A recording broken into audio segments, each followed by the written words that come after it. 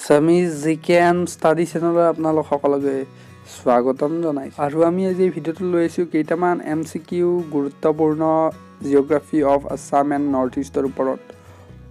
অসম আৰু নৰ্থ ইষ্টৰ জিওগ্ৰাফিৰ ওপৰত কেইটামান গুৰুত্বপূৰ্ণ MCQ যিসমূহ ইতিমধ্যে বিভিন্ন ধৰণৰ কম্পিটিটিভ এক্সামত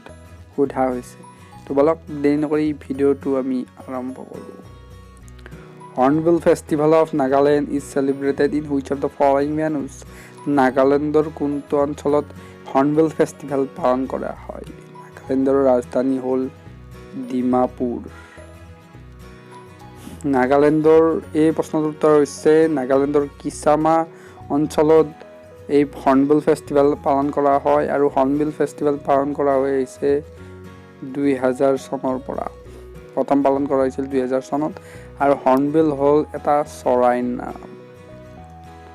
চৰাই প্ৰজাতি তাৰ পিছত আইছো নেক্সট প্ৰশ্নটো লৈ ইমা কেইথল is the largest Ima Keithel হল ইয়াৰ অপচন 4 all women market in Manipur ইয়াৰ মণিপুৰৰ এখন বৃহৎ বজাৰ যি বজাৰত অকল মহিলাই পৰিচালনা কৰে সকলো তাৰ পিছত আহিছো নেক্সট প্ৰশ্নটি লৈ which of the wildlife sanctuaries is located in Udalguri district Udalguri districtত থকা wildlife sanctuary টো হ'ল বৰনদী তাৰ পিছত আহিছো নেক্সট প্ৰশ্নটি লৈ which district has the highest density of populations per 2011 census 2011 জনগণনা অনুসৰি অসমৰ কোনখন জিলাত highest density of population অৰ্থাৎ population জনসংখ্যাৰ ঘনত্ব বেছি আৰু অপচনসমূহৰ ভিতৰত অপচন 1 তো ধুবুৰী ইয়াৰ জনসংখ্যাৰ ঘনত্ব বেছি ধুবুৰী আসলতে 2 নম্বৰত আছে প্ৰথম সৰ্বাধিক ঘনত্বৰ জিলা হ'ল কামৰূপ মেট্ৰ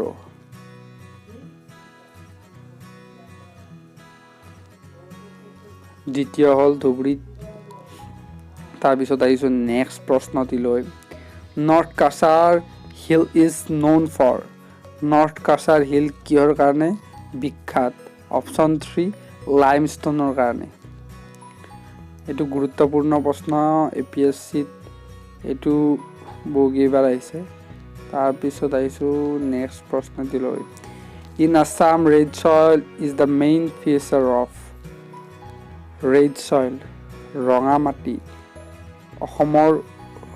কোনটো অঞ্চলত বৈশিষ্ট্য এটো হ'ল অপচন 3 বৰাক ভেলী ৰিজন বৰাক ভেলী আসলতে সৰ্বাধিক ৰঙা মাটিৰ বাবে বিখ্যাত তাৰপিছত আহিছো নেক্সট প্ৰশ্নটো লৈ which of the following is not connected by border of Assam কোনখন ৰাজ্য অসমৰ সৈতে সংযুক্ত নহয় অসমৰ বৰ্ডাৰৰ সৈতে সংযুক্ত নহয় ইয়াৰে শুদ্ধ উত্তৰ হৈছে অপচন 4 সিকিম ইয়াৰে বাকি এখন অসমৰ সৈতে সংযুক্ত সিকিমখন সংযুক্ত নহয় সিকিমৰ ৰাজধানী হৈছে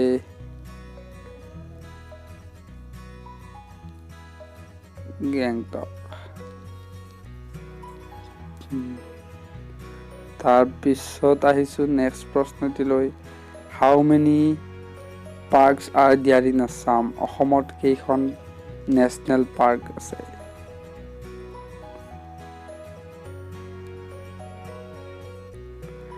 How many national parks are there in Assam? অসমত কেইখন ৰাষ্ট্ৰীয় অভয়াৰণ্য আছে ৰাষ্ট্ৰীয় নেশনাল পাৰ্ক কেইখন আছে এইখন হ'ল 5খন এক নম্বৰ হ'ল কাজিৰঙা 2 নম্বৰ হ'ল মানস ৰাষ্ট্ৰীয় উদ্যান 3 নম্বৰ হ'ল ওৰাংওটাং 4 নম্বৰ হ'ল নামেৰি আৰু 5 নম্বৰ হ'ল ডিব্ৰু ছৈখোৱা এই 5খন হ'ল অসমৰ নেশনাল পাৰ্ক তাৰ পিছত আহিছো নেক্সট প্ৰশ্নটি লৈ in which year Kaziranga Wildlife Sanctuary was elevated to a national park কিমান চনত কাজিৰঙা অভয়াৰণ্যক নেশ্যনেল পাৰ্ক হিচাপে ঘোষিত কৰা হৈছিল আৰু ইয়াৰ উত্তৰ হৈছে অপশ্যন 1 1974 1974 চনত কাজিৰঙাক ৰাষ্ট্ৰীয় অভয়াৰণ্য হিচাপে ঘোষিত কৰা হয় officially Assam state enjoys which climate অসমত সাধাৰণতে কি জলবায়ু প্ৰধানতঃ দেখা যায় অসমৰ সাধাৰণতে দেখা যায় ট্ৰপিকেল ক্লাইমেট তাৰপিছত আহিছোঁ the national park of Assam ৱেৰ the rare white wing ডাক দেওহা যাক ইংৰাজীত হোৱাইট উইং ডাক বুলিও জনা যায় ক'ত পোৱা যায় আৰু এইটো পোৱা যায় ডিব্ৰু-চৈখোৱা অভয়াৰণ্যত ডিব্ৰু-চৈখোৱা অভয়াৰণ্য আছে ডিব্ৰুগড় আৰু তিনিচুকীয়াত আৰু দেওহা হ'ল অসমৰ জাতীয় পক্ষী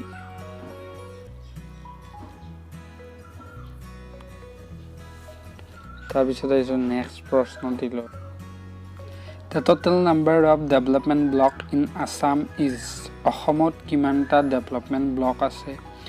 অসমত আছে অপশ্যন 3 219টা ডেভেলপমেণ্ট ব্লক 20খন জিলা পৰিষদ আৰু 2487 2487টা গাঁও পঞ্চায়ত এই গোটেইকেইটা important Which district of Assam has the longest international boundary? কোনখন জিলাই অসমৰ আটাইতকৈ বেছি আন্তঃৰাষ্ট্ৰীয় সীমা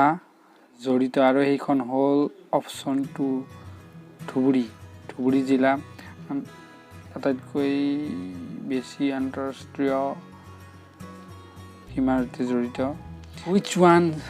season of following is associated with Bordoisila in Assam?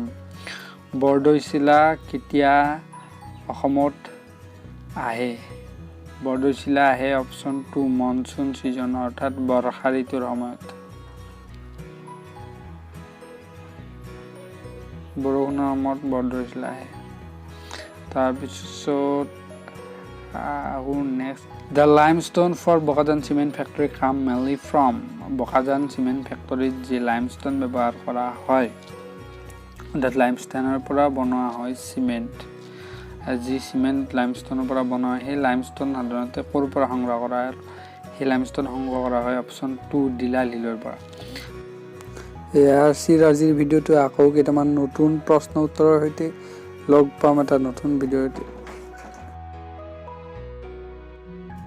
যদি চেনেলটো নতুনকৈ চাইছে তেতিয়াহ'লে ছাবস্ক্ৰাইব কৰিবলৈ নাপাহৰিব আৰু ন'টিফিকেশ্যনবোৰ পাই থাকিবলৈ কাষৰ বেল আইকনটো বজাই